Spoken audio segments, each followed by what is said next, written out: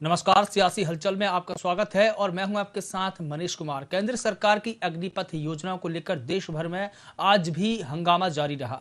कई जगहों पर युवाओं ने सेना में भर्ती की इस नवीन प्रक्रिया को जोरदार विरोध किया है। हंगामे को लेकर यूपी पुलिस अलर्ट पर रही और प्रशासनिक अधिकारियों के साथ में बैठक की। उसके बाद सोशल मीडिया पर एक अपील जारी कर शहर में शांति व्यवस्था बनाए रखने की युवाओं से अपील की है। बिहार से उठी विरोध की आंच अब समूचे देश में पहुंच गई है। उत्तर प्रदेश के बलिया में अग्निपथ योजना का विरोध कर रहे युवाओं ने रेलवे स्टेशन पर तोड़फोड़ की और ट्रेन में आग लगा दी है। इसके बाद पुलिस ने कुछ असामाजिक तत्वों को हिरासत में लिया है। उत्तर प्रदेश, बिहार और तेलंगाना में भी प्रदर्शनकारियों ने ट्रेनें फूंकी है। कई जगह पर रेलवे के ट्रैक और सड़क जाम कर दी है। इस बीच रेल मंत्री अश्विनी वैष्णव ने रेल संपत्ति को नुकसान नहीं पहुंचाने की युवाओं से अपील की है। इस मुद्दे पर बात करने के लिए हमारे साथ में कई मेहमान जुड़े हुए हैं। उत्तर प्रदेश से हमारे स्टेट हेड कतिल शेख जी हमारे साथ में जुड़े हैं। सर, आपका बहुत स्वागत है। सामाजिक कार्यकर्ता दिलीप यशवर्धन हमारे साथ में जुड़े हैं। सर, आपका भी बहुत स्वागत है। और स्टूडेंट छात्र हमारे साथ में जुड़े हैं मोहम्मद सिराज खान। सर, आपका भी बहुत स्वागत है। और अवधेश त्रिपाठी जी जुड़े हैं, सेवानिवृत्त कप्तान है ये सेना के। सर, आपका भी बहुत स्वागत है। सभी मेहमानों का बहुत स्वागत करता हूं मैं। सबसे पहले मैं मोहम्मद सिराज खान आपके पास आना चाहूंगा, चूंकि आप एक युवा हैं, छात्र हैं। आपको क्या समझ में नहीं आया है, युवाओं को क्या समझ में नहीं आया? सिराज जी, सिराज खान जी, आवाज आ रही है मेरी? चलिए ठीक है। सिराज खान जी, आपके पास मैं बाद में आना चाहूंगा, आपकी आवाज हम तक नहीं पहुंच पा रही है। कतिल शेख जी हमारे स्टेट हेड जुड़े हैं। कतिल साहब, उत्तर प्रदेश में भी आज का दिन हंगामे भरा रहा है। इस बीच में जो प्रशासनिक अधिकारी है, पुलिस ने भी अलर्ट पर रही और प्रशासनिक अधिकारियों के साथ बैठक कर और शांति बहाल करने की अपील की है। तो आज का दिन कैसा रहा उत्तर प्रदेश के इतिहास में? बड़ी दुखद घटना है कि इतनी बड़ी रेलवे संपत्तियों को फूंक देना और तमाम आगजनी जो करना, पत्थरबाजी करना। मैं सोशल मीडिया के माध्यम से सारी चीज को देख रहा था और कुछ हमारे रिपोर्टरों द्वारा भी हमें बताया गया कि इस तरीके से जो फुटेज देखने में मिल रहा है, जैसे कि अब हर समाज, हर वर्ग के लोग बाहर निकलते जाते रेलवे स्टेशन, उसमें कोई जाति धर्म या किसी तरीके का कोई अधिकारी या हर आदमी जाता है, तो उसको क्षति पहुंचाने से ये मतलब सरकार को अपनी बात मनवाने का ये कोई तरीका नहीं है कि किसी चीज में आप आग लगा दो। और कितनी मेहनत से चीजें बनाई जाती है, 10 मिनट के अंदर आप उसको तराई तराई एक ऐसा अंजाम, जिस तरीके से माहौल दिख रहा था वैसा तो माहौल, ऐसा इस तरीके का माहौल तो मैंने भाई बहुत दिनों बाद देखा, बहुत सालों बाद देखा है कि इस तरीके से उपद्रव, ईंटा पत्थर पुलिस वालों पर। पुलिस भी किसी का परिवार का एक अंग होता है, चाहे वो पीएससी में हो चाहे सियासी। आज ये भी अगर अभ्यर्थी जो है, जो पढ़ लिख कर आगे जाएंगे, पढ़ लिख कर पुलिस में जाएंगे, सेना में जाएंगे, तो अगर कल घटना इनके साथ भी ऐसी हो जाए तो क्या ये सही होगी? ये बिल्कुल रॉन्ग है। अपनी बात मनवाने का ये बिल्कुल रॉन्ग तरीका है। जी ठीक है। दिलीप यशवर्धन जी भी हमारे साथ में जुड़े हैं। दिलीप जी, सरकार की जो योजना है, उस योजना में आखिर कमी कहाँ रह गई है? ऐसी कौन सी बात है जो योजना से जुड़ी नहीं है और उस योजना का जो युवा है विरोध कर रहे हैं? देखिए, मेरे हिसाब से तो योजना में विरोध करने लायक ऐसी कोई भी चीज नहीं है जी। और योजना अच्छी है, लेकिन अगर कोई चीज ऐसी है जिससे लोग खुश नहीं है या जो लाभार्थियों को लग रहा है कि उन्हें लाभ कम दिया जा रहा है, तो ये जो तरीका है अपना विरोध दर्ज कराने का, ये तरीका कहीं से भी ना तो सामाजिक है, ना संवैधानिक है, ना कानूनी है और ना कहीं से भी तर्कसंगत है। आपको लगता है कि अगर सरकार की स्कीम में कोई कमी है तो पहली बात तो ये स्कीम ऑप्शनल है, कोई आपके लिए कंपल्सन नहीं है कि आप उसको ज्वाइन ही करें जाकर के। और अगर आपको ये लगता है कि नहीं हमें ज्वाइन करना है लेकिन इसमें कुछ सुधार होना चाहिए, तो उन सुधारों के लिए आप शांतिपूर्ण तरीके से भी सरकार तक अपनी बात पहुंचा सकते हैं। इस तरीके से सरकार की संपत्ति का या पब्लिक प्रॉपर्टी का नुकसान करना, लोगों के जान माल के साथ खेलना, ये कहाँ की बात है कि इसको आप सत्याग्रह कहेंगे, इसको आंदोलन नहीं कहा जाएगा, उसको उग्रवाद कहा जाएगा। ये आंदोलन नहीं है। आंदोलन हमेशा होता है जहां पर हमारी बात भी मानी जाए लेकिन दूसरों को नुकसान ना पहुंचे। और यहाँ ये लड़ाई आपकी अपने देश में अपने सरकार के साथ, कोई विदेशियों से लड़ाई नहीं लड़नी है आपको कि धमाका किया जाएगा तभी विदेशी दिलीप जी ये कोई पहला आंदोलन नहीं है, इससे पहले भी कई आंदोलन हुए हैं, उनमें भी तकरीबन यही तस्वीरें देखने के लिए आई है। जब 2018 में आरक्षण से जुड़े एक सुप्रीम कोर्ट की टिप्पणी को लेकर की दलितों ने जो आंदोलन किया था वो भी इसी तरीके का आंदोलन था। कहीं ना कहीं जो आंदोलन की जो इतिहास जुड़ा है वो हिंसा से ही जुड़ा हुआ है। दिलीप जी आवाज सुन पा रहे हैं आप? दिलीप जी ठीक है। दिलीप जी ठीक है, आपके पास बाद में आऊंगा। दिलीप जी हमारे साथ में अवधेश त्रिपाठी जी जुड़े हैं, सेवानिवृत्त कप्तान है सेना के। सर आपसे मैं सवाल करना चाहूंगा कि सरकार ने योजना बनाने से पहले जो सेना के जो पूर्व वरिष्ठ अधिकारी हैं उनसे कोई कंसल्ट किया था? मनीष साहब, मैं सबसे पहले आपको धन्यवाद देना चाहता हूँ। जितने भी हमारे बीच में जो डिबेट में है सबको मैं धन्यवाद देना चाहता हूँ। और साथ साथ मैं आपके क्वेश्चन का शॉर्ट में आंसर देना चाहता हूँ कि कोई भी जब कोई एक स्कीम निकलती है तो 110% उस पर विस्तार से जितने भी विशेषज्ञ हैं उनके साथ में डिस्कस किया जाता है, प्लानिंग की जाती है, तब उसको लागू किया जाता है। कहीं पर भी कोई डाउट नहीं है। लेकिन आज ये दुर्भाग्य है मनीष जी कि जो मैं देख रहा हूँ, मेरे आंखों से आंसू आते हैं। मैं एक फौजी हूँ, ऑन ग्राउंड हर अब चीज को महसूस किया है। मनीष जी, ये दुर्भाग्य है कि नागरिकों को कहाँ पे ढकेला जा रहा है, उनको कैसे गाइड किया जा रहा है। ये हम लोगों के लिए दुर्भाग्य की बात है। उनको एक सही रास्ते पे लाना चाहिए, हम सबका कर्तव्य है। यहाँ कहीं न कहीं हम देखते हैं कि कहीं पे मुस्लिम, कहीं पे कुछ इस तरीके के भाव रखे जा रहे हैं। जबकि मैं एक सैनिक रहा हूँ, मेरे अंडर में भी मुस्लिम पर्सन रहे, मेरे अधिकारी भी मुस्लिम रहे, हम एक थाली में खाने वाले लोग रहे, एक आदेश को मानने वाले रहे। कहाँ से जाति धर्म आ जा रही है? ये उसी में से भड़काए हुए ये बच्चे हैं जिनको सही रास्ते लाने के बजाय उनको गुमराह किया जा रहा है। नहीं, युवाओं का कुछ सवाल है अवधेश जी, युवाओं का कुछ सवाल है। युवाओं का एक सवाल यह भी है कि इस योजना से जो सेना के तीनों अंग है उसमें विवाद पड़ेगा, उस पर प्रतिकूल प्रभाव पड़ेगा, क्या ये सही है? नहीं, कोई प्रतिकूल नहीं पड़ेगा। मैं आपको ऑन ग्राउंड बताता हूं। अगर ये अग्निपथ, आप इजराइल को देख लीजिए, इजराइल का एक घर का बच्चा, एक घर का हर कोई ट्रेंड है। अगर आज हमारे कश्मीर, जो हमारी स्वर्ग माना जाता है कश्मीर को, अगर वहां का घर का बच्चा ट्रेंड होता तो मिलिटेंट इस तरीके से हिंदुओं को निकाल के बाहर न किए होते, मिलिटेंटों ने ये दुर्गति न की होती। हमारा ये नहीं है कि आपको बता दूं, आगे चल के आप देखेंगे कि सिविल में भी जब जॉब मिलेगी तो ये कंपलसरी हो जाएगा कि जो सेना में सर्विस किया होगा वो ही सिविल में ही, अगर जो आईटी कमीशन लिया होगा वही आईएएस, आईपीएस, पीसीएस बनेगा। इस तरीके के आगे चल के लागू होंगे, ऐसा मेरा काल्पनिक है जी, और ऐसा ही होगा जी। हमारे साथ में कल रक्षा विशेषज्ञ पीसी थपलियाल जी जुड़े हुए थे। कल भी हमने इसी मुद्दे पर डिबेट की थी और तकरीबन आधे घंटे से ऊपर डिबेट की थी। उसके बाद आज दोबारा हम इसी मुद्दे पर डिबेट कर रहे हैं। उन्होंने एक बात की थी कि जो सरकार ने जब इस योजना का पूरा खाका तैयार किया था तब जो सेना के वरिष्ठ जो अधिकारी हैं उनसे कंसल्ट नहीं किया था, उनसे पूछताछ नहीं की थी। बिना अधिकारियों के पूछताछ, जो कि जितने भी मतलब सेना के पूर्व अधिकारी हैं, ना योजना के बारे में उन्हें बताया, ना उनसे कोई योजना के बारे में कंसल्ट किया, क्या सही है? मनीष साहब, मैं इतना बताना चाहता हूँ, हमारी सेना कोई छोटी नहीं है।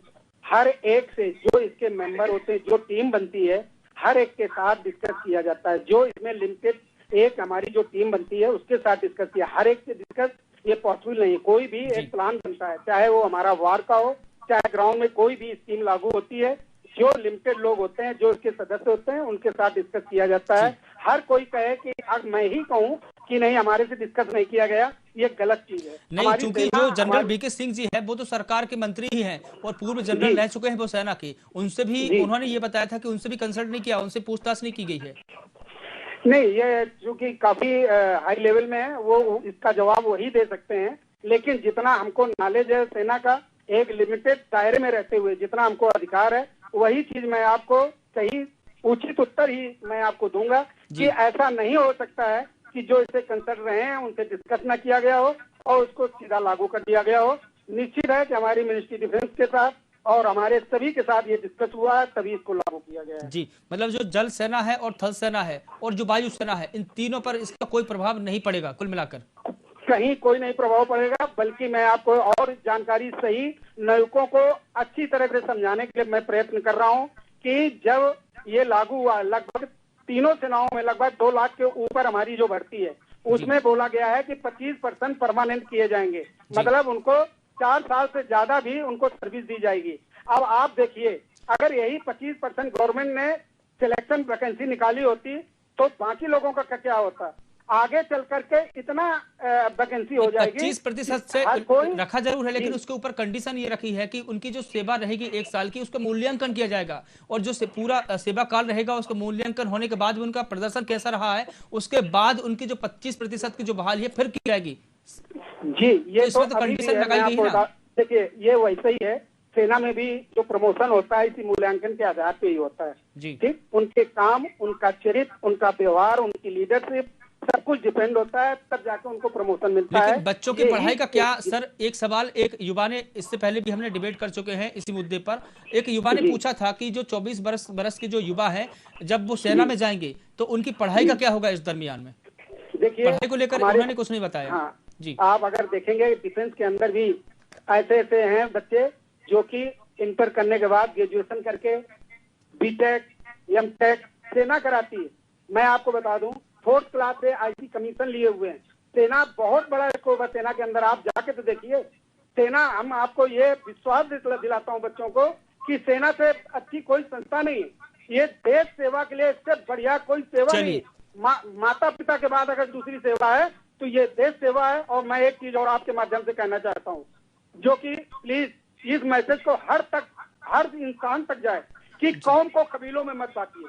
चलिए ठीक है, कौम को कबीलों को में मत बांटिए, इस सुहाने सफर को ठीक है। हमारे साथ में बांटिए। जी सर, हमारे साथ में एक अभ्यर्थी छात्र भी जुड़े हुए हैं, उनसे भी उनका मत ले लेते हैं। मोहम्मद सिराज जी, आप सबसे पहले मैं आप ही के पास आया था क्योंकि आपसे ये जानना चाहा था कि युवाओं को आखिर कहाँ कमी रह गई, युवाओं को कहाँ लग रहा है कि इस योजना में यहाँ पर कमी है और युवा सड़क पर उतर गए हैं, ट्रेनें जला रहे हैं, बसें जला रहे हैं, तोड़ फोड़ कर रहे हैं।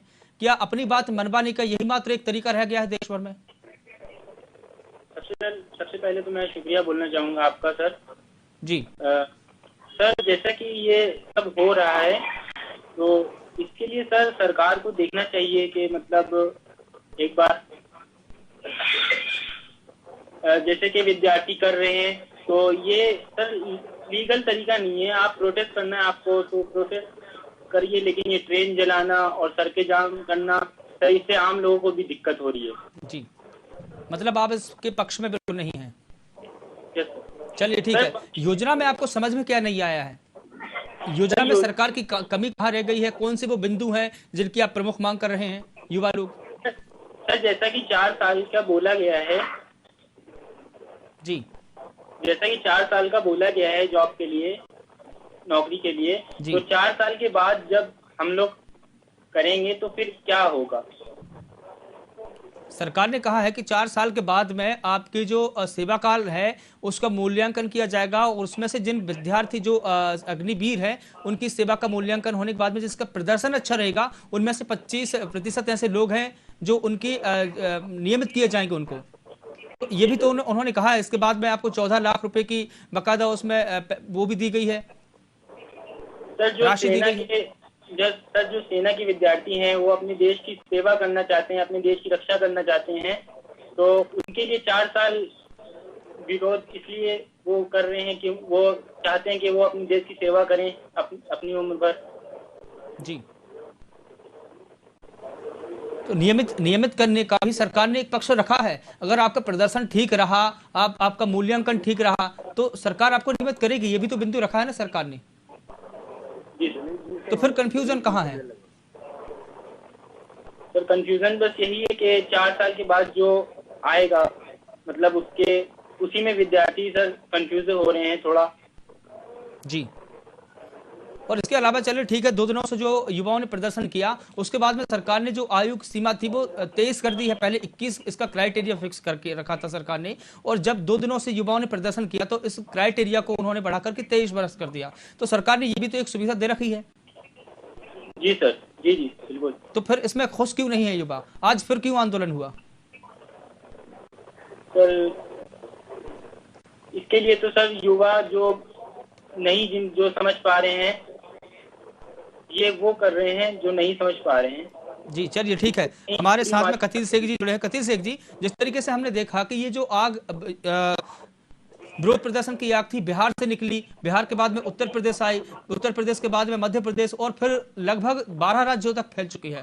क्या अपने अधिकारों की बात को मनवाना युवाओं के पास इससे बढ़िया कोई तरीका था ही नहीं क्या?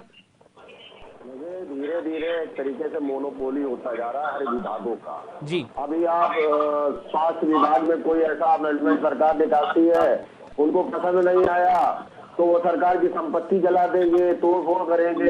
फिर उसके बाद सीधे आइए सेना में, अगर कोई चीज पसंद नहीं आया तो हर आदमी को ये लगता है कि ऐसा करने से हमारी बात सरकार मान लेगी या सरकार हमारे सामने झुक जाएगी।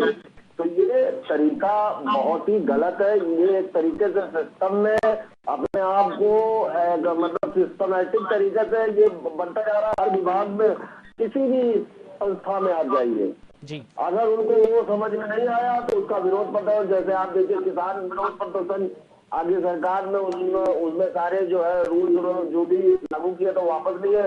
तो अब धीरे धीरे ये नजीर बनता जा रहा है और ये देश के लिए घातक है। जी वरुण गांधी ने ये जो युवाओं का आंदोलन है उसका समर्थन किया है। उन्होंने कहा कि मैं युवाओं के कदम से कदम मिलाकर उनके साथ में खड़ा हुआ हूं। तो कहीं ना कहीं ये देखा जाए कि जो सरकार के जो अभिन्न अंग होते हैं, सांसद लोग, वो भी तो विपक्ष के मुद्दे हैं और जो युवाओं के मुद्दे हैं उनके साथ खड़े नजर आए हैं। सरकार का विरोध किया है वरुण गांधी ने, ट्वीट किया है उन्होंने।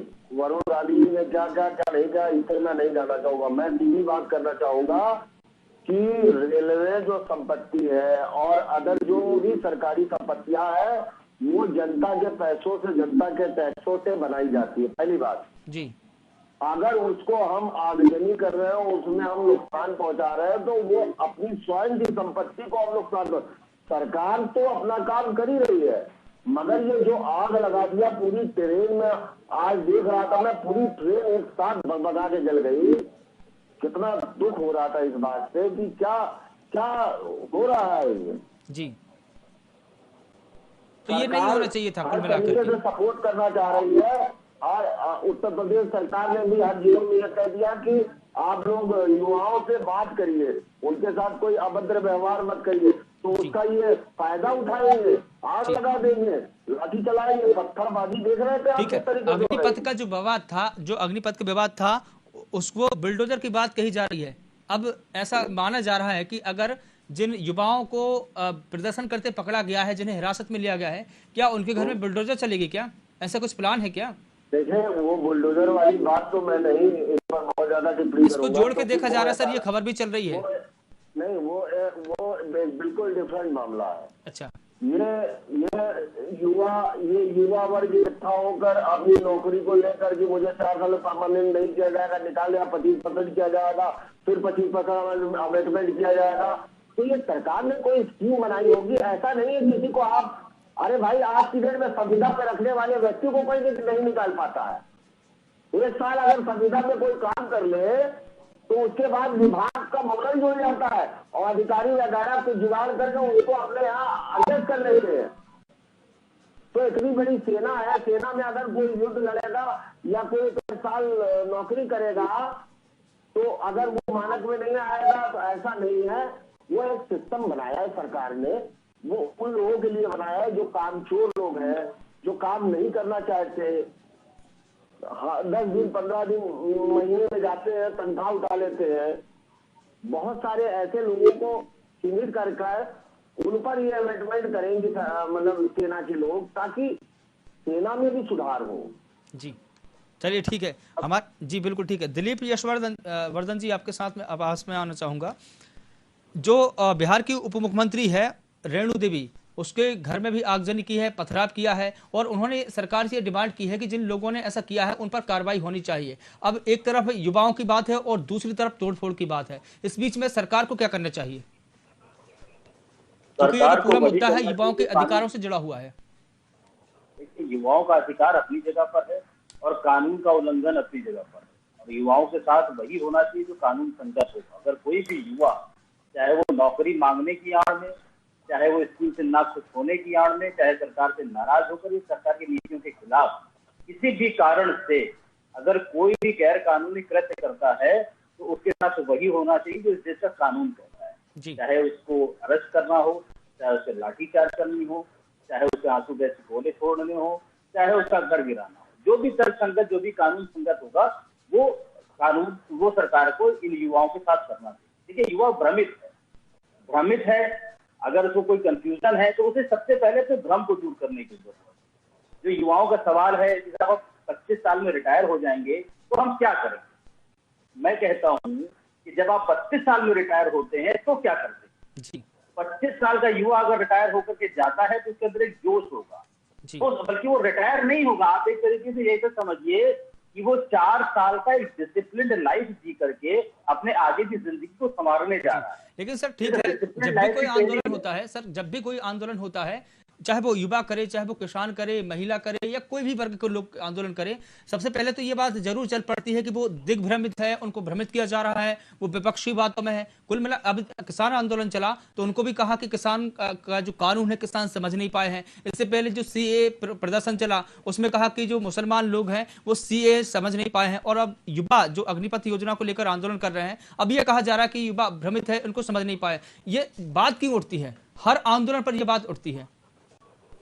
बात इसलिए उठती है मनीष जी, मतलब किसान भ्रमित है, युवा भ्रमित है, सब लोग भ्रमित है। मतलब आप 10 लोगों का इंटरव्यू अभी कर लीजिए, 10 लोग इस स्कीम को पूरी तरीके से बता नहीं पाएंगे जी। युवा थोड़ा सा भ्रमित होता है, और वो भ्रमित नहीं होता है, उसको थोड़ा सा कंफ्यूजन होता है, और उस कंफ्यूजन का फायदा इस आंदोलनों को एक मूर्त रूप देने के लिए किया जाता है। इसमें बहुत सारे ऐसे लोग होंगे जो राजनीति से प्रेरित होकर के आए होंगे, और इसमें कोई दो राय नहीं है कि विपक्ष भी इस समय अपनी राजनीतिक रोटियां सेकता है। उसको भी मौका चाहिए कि देश में अशांति फैले, अशांति फैलने से सरकार की बदनामी होगी, सरकार की बदनामी होगी तो हम विरोध करना तो विपक्ष का काम है। विपक्ष को हम दूर कर दें, युवाओं के जो आंदोलन है विपक्ष को अगर हम दूर कर दें तो ये विपक्ष का काम है। अगर युवा विरोध प्रदर्शन कर रहे हैं तो विपक्ष उसमें इंक्लूड होगा ही। विपक्ष का काम शांति भंग करना नहीं है, शांति भंग नहीं, विरोध करना बता रहा हूँ सर, शांति भंग करना नहीं बता रहा हूँ।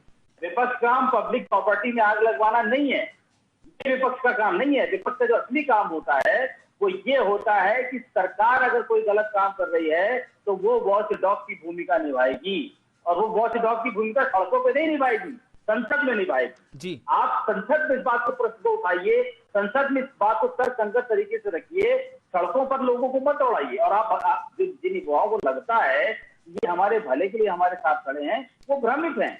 मैं फिर कह रहा हूँ भ्रमित इस सेंस में है। कुल मिलाकर ये देखा जाए तो आपका कहना है कि सड़कों पर लोगों को प्रदर्शन नहीं करना चाहिए। क्यों करना चाहिए? प्रदर्शन करके आप क्या हासिल कर लेंगे?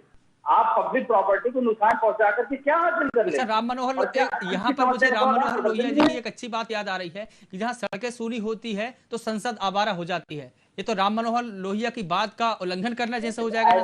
शब्दों पर मत जाइए, खाली शब्दों पर मत जाइए। आपका कहना ही वही है ना सर? जो गूढ़ अर्थ होता है उस पर जाइए जी। ये बात हर जगह फिट नहीं होती कि सड़कें सूदी होंगी तो संसद आवारा हो जाएगी। आपने संसद की बात कही इसलिए मुझे ये बात याद आ गई। और सड़कें सूनी ना हो इसका ये मतलब नहीं है कि सड़कों को खून से लाल खून से रंग दिया जाए, पब्लिक प्रॉपर्टी को नुकसान पहुंचा दिया जाए। वो बात तो हम एक्सेप्ट कर चुके हैं और सभी लोगों ने, देखिए आम जनता होती है, सब लोग ये बात एक्सेप्ट कर चुके हैं कि जो विरोध का तरीका है वो हिंसक नहीं होना चाहिए, शांतिपूर्वक अपनी बात कही। इस बात का हम समर्थन करते हैं, हमने ये नहीं कहा। बात सुनिए पहले, आप एक मिनट मेरी बात सुनिए। ये पॉलिसी सरकार ने बनाई है कि जनता ने बनाई है? जनता ने तो नहीं बनाई ना, तो जनता को क्यों सजा दे रहे हैं आप? आपको अगर घेरना तो जाइए, संसद घेरिए, विधानसभा घेरिए, विधायक का घर घेरिए, सांसद का घर घेरिए, अपने दिलीप जी अगर आपको क्यों नहीं घेर रहे हैं? दिलीप जी मेरा सवाल है, अगर युवाओं की अगर कंफ्यूजन है तो सरकार को आगे आके या मोदी जी को आगे आके, गृह मंत्री को आगे आके ये बात कहनी चाहिए कि इस योजना में ये जो पॉइंट है युवाओं के लिए ये है। तो जो कंफ्यूजन है वो दूर क्यों नहीं कर देते? प्रधानमंत्री ने इस पर एक ट्वीट नहीं किया है। सरकार एक एक आदमी को बात नहीं समझा सकती। हम प्रैक्टिकल एक आदमी की बात नहीं है, ये जो आंदोलन है 12 राज्यों तक फैला हुआ है दिलीप जी, आप अच्छी तरीके से जानते हैं आंदोलन 12 राज्यों तक फैला हुआ और 12 राज्यों में बसें जली है, ट्रेनें जली है और सड़कों पर लोग उतरे हैं। तो क्या जिम्मेदारी नहीं है गृह मंत्री की कि सड़क पर गृह मंत्री आकर लोगों को समझाए, युवाओं को समझाए कि आपके लिए ये योजना लाभदायक है? क्या सरकार की जिम्मेदारी नहीं है? मनीष जी, ये भी तो बताइए कैसे समझाएंगे? क्या गृह मंत्री एक एक लड़के के पास जाके समझाएंगे? गृह मंत्री पब्लिक एड्रेस ही तो जिस करेंगे। तरीके से प्रधानमंत्री मोदी देश को संबोधित करते हैं टीवी पे आकर भी तो कर सकते हैं ना। उनने एक ट्वीट नहीं किया इसके पक्ष में, खिलाफ में कुछ भी नहीं किया उन्होंने। एक ट्वीट कर देंगे तो आंदोलन बंद हो जाएगा। तो कम से कम सरकार के मंत्रियों को तो आने चाहिए ना, सरकार को आगे आने चाहिए। सरकार के प्रवक्ता हर चैनल पर बैठ करके योजना के बारे में बता रहे हैं, वो सरकार के शब्द नहीं है या सरकार का प्रवक्ता? सर आपने देखिए, जब कोई भी विरोध प्रदर्शन होता है तो उसको शांत कराना सरकार की जिम्मेदारी होती है। अगर किसी को कंफ्यूजन है तो सरकार आगे आके कहे, कंफ्यूजन दूर करे, इतनी सी तो बात है। साहब ये तो बताइए कहाँ है? युवा के घर चली जाए, एक एक लड़के के घर जाके बताइए। दिलीप जी आप बात नहीं समझ पा रहे हैं। जो सवाल आपसे पूछा उसको उत्तर आप दे नहीं पा रहे हैं। तो मैं आपसे पूछ रहा हूँ, बताइए कैसे बताइए? चलिए ठीक है दिलीप जी, हमारे साथ में जुड़ने के लिए ठीक है। दिलीप जी हमारे पास में समय का अभाव है और इस बहस को फिलहाल यहीं पर रोकना पड़ेगा। हमारे साथ में जुड़ने के लिए दिलीप जी आपका बहुत शुक्रिया। मोहम्मद सिराज खान जी आपका भी बहुत शुक्रिया। अवधेश सर आपका भी बहुत शुक्रिया और कतिल सर आपका भी बहुत शुक्रिया। अग्निपथ योजना की आंच उत्तर भारत से होते हुए अब दक्षिण भारत तक पहुंच गई है। तेलंगाना के सिकंदराबाद रेलवे स्टेशन पर प्रदर्शनकारियों ने जमकर तोड़फोड़ की है। युवाओं ने ट्रेन में आग लगा दी है और फिर खिड़कियां तोड़ दी। सिकंदराबाद रेलवे स्टेशन पर मंडल रेल के प्रबंधक ए.के. गुप्ता ने कहा कि प्रदर्शनकारियों ने ट्रेन के 4-5 इंजन और 2-3 डिब्बों में आग लगा दी है। यात्रियों की सुरक्षा के लिए ट्रेन सेवाएं अस्थायी रूप से कुछ समय के लिए रोक दी गई है। लेकिन सवाल यही है कि अग्निपथ की आग बुझेगी कैसे और कौन होगा वो व्यक्ति जो इस कंफ्यूजन को दूर करेगा। फिलहाल मुझे दीजिए इजाजत और आप देखते रहिए VIP न्यूज। नमस्कार।